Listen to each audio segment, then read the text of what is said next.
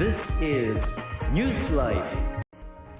So many attempts to amend the Constitution failed without the support of the business sector. In the latest move of the House led by Speaker Feliciano Belmonte, the Philippine Business Group, composed of locals and foreigners, are strong advocates to amend restrictive provisions of the 1987 Charter. Now, why reforms at this time? How will it benefit the country? What provisions will enhance the country's competitiveness in a global economy? And joining us tonight is Mr. Julian Payne, President of the Canadian Chamber of Commerce in the Philippines. Good evening, sir, and welcome to Newslife. Yes, good evening. It's a pleasure to be here. That was quite an interesting session this morning at the House of Representatives Committee. The Joint Foreign Chambers of Commerce, of which I was representing at that meeting, strongly supports Speaker Belmonte's proposals. Basically, what this does, as we understand it, is amend the Constitution so that Congress can decide what specific restrictions there should be and what restrictions can be changed. This would allow the country to respond very quickly to the rapid changes that are taking place both within the Philippines and also internationally. We have to be very, very nimble in the world today to take advantage of investment flows. Sir, looking at this move by the lower house in moving to amend the 7 economic provisions which are viewed as restrictive. Now, looking at the Canadians doing business here, what is their perception in doing business here in the Philippines? First of all, I think the general perception is the present administration has done a great job in certain areas, particularly in trying to clean up corruption. It's done a tremendous job in its macroeconomic management, the Department of Finance and the Central Bank. It's doing good work in trying to improve the business processes. There are still a lot of things to be done. International trade and foreign investment depends on many, many factors, not just these. One of them is the ease of foreign investment.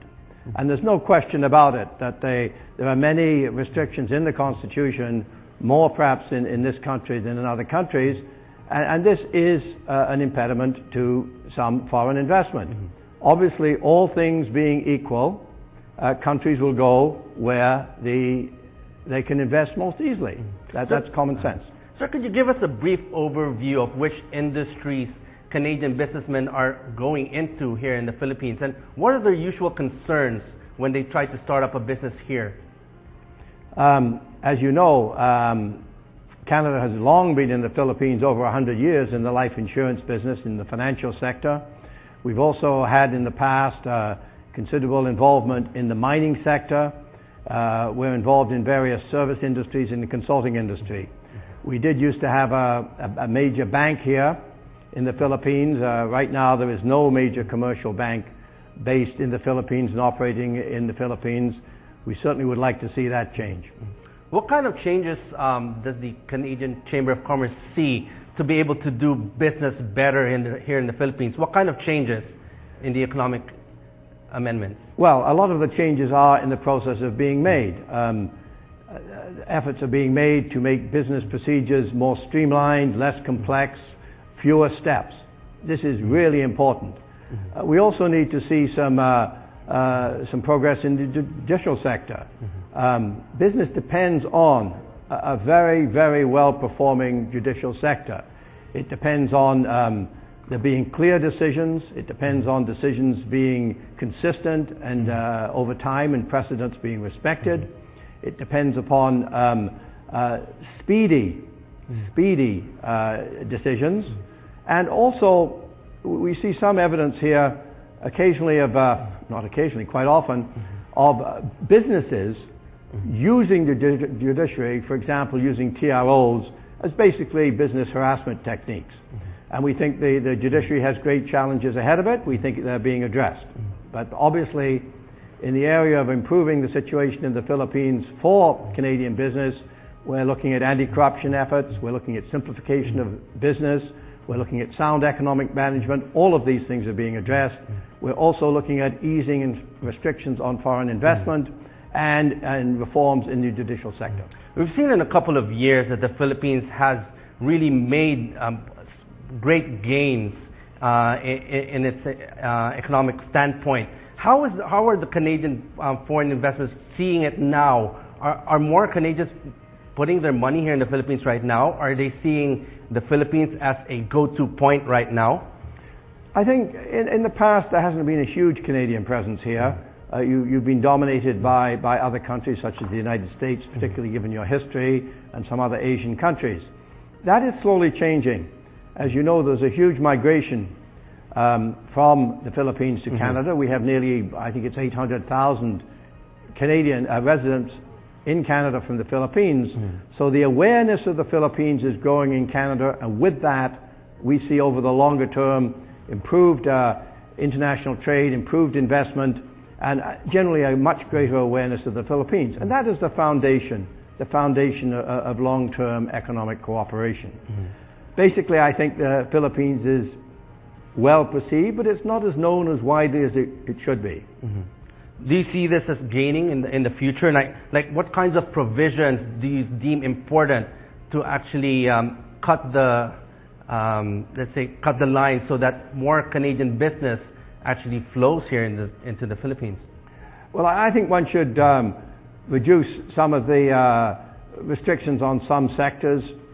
Why one can't have foreign ownership, I don't know. In other countries like Hong Kong and Canada, we don't have restrictions. We allow foreign investment in there. The U.S. allows foreign investment in virtually every sector, and it hasn't adversely affected that economy. In fact, the U.S., I think, is the largest recipient of foreign investment in the world, and it has one of the most open economies for foreign investment. We think that if you can open up the economy to the maximum extent possible in terms of foreign investment, the Philippines will benefit. It's not a zero-sum game. Foreign investment supplements national investment. It not only brings money, it brings in technology, it brings in training, it brings all sorts of benefits. So now going back to the Philippines' economic standing today, it has improved its rankings and competitiveness in the World Economic Forum. So with the ease of doing business also in the President's leadership, it has restored confidence in the country as a destination for investments. Now, some sectors are saying, why go through this process in trying to amend the Constitution for these economic provisions when actually the Philippines is actually gaining momentum right now in its economic standing? The government of the Philippines, the administration, has to be credited and praised for its efforts. And certainly foreign investment, foreign direct investment, which is the important investment, has increased significantly in the last recent years. But it's starting from a very low base. And compared with your neighboring countries, Thailand and in particular Vietnam, it is very low. Yes, we're improving. That's to the credit of the administration. But you need much more foreign investment. You need much more local investment. You need more investment to basically tackle the great challenge that faces this country, which is poverty reduction and high structural unemployment. You need more manufacturing, you need more agribusiness, you need more mining, responsible, socially, environmentally responsible mining. You need investment that creates jobs, not just condo buildings. Is there a final word from you? I love living in the Philippines.